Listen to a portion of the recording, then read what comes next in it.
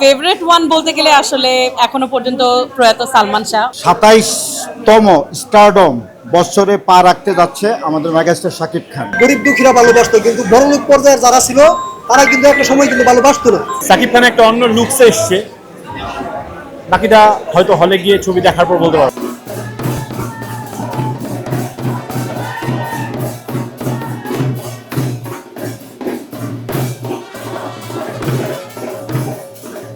শাকিব খানের সিনেমা, উনি আমাদের সুপারস্টার, সো প্রত্যাশা তো অনেক বেশি।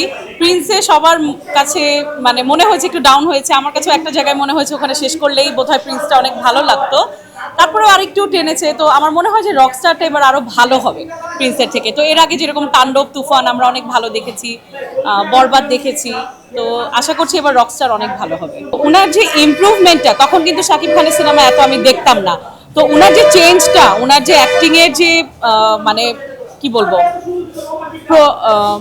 প্রোগ্রেস হয়েছে, যেটা এতটাই প্রোগ্রেস হয়েছে যে এখন অনেক ভালো লাগে দেখে। আমি হলে এসে দেখি ওনার মুভিটা, উনি ভালো কাজ করছেন। আসলে ফেভারিট ওয়ান বলতে গেলে আসলে এখনো পর্যন্ত প্রয়াত সালমান শাহ, উনি এখনো পর্যন্ত পছন্দের।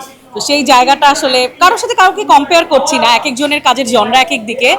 তো এই অনেক কষ্ট করে আজকের এই পর্যায়ে আসছে। একটা সময় ছিল যখন আমাদের গরিব দুঃখীরা ভালোবাসতো, কিন্তু বড়লোক পর্যায়ের যারা ছিল তারা কিন্তু একটা সময় কিন্তু ভালোবাসতো না। কিন্তু আপনি বিগত দিনের ছবিগুলি খেয়াল করে দেখেন, প্রত্যেকটা শ্রেণীর পেশা মানুষ আমাদের মেগাস্টার শাকিব খানকে ভালোবাসে। এবং একটা সময় আমি নিজেও ভালোবাসতাম না, কিন্তু আস্তে আস্তে ওনার যে হিট ছবিগুলি আছে, প্রিয়তম থেকে শুরু করে, আমরা আস্তে আস্তে ওনার ফ্যান হয়ে গেছি, এবং এটা আমরা এখন কন্টিনিউ। 27তম স্টারডম বছরে পা রাখতে যাচ্ছে আমাদের মেগাস্টার শাকিব খান।